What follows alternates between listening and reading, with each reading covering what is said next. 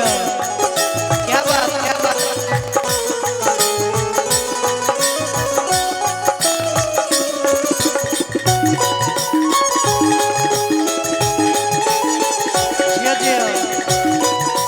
क्या बात है भिखारी भैया।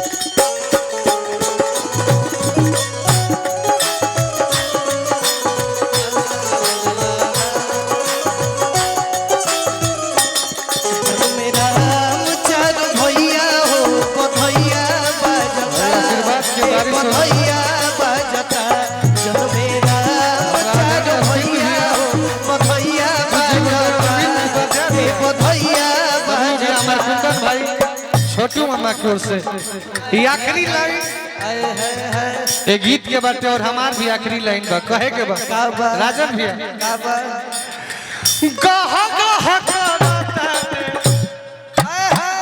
अवधान गरिया गह गह करताटे अवधान गरिया गह गह करता अवधान गरिया गह गह करताटे अवधान गरिया।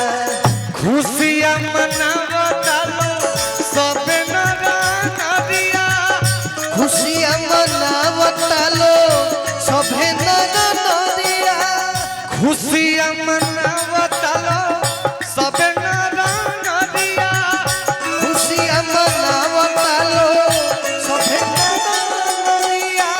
यही का हो बड़ी मन भावन लागे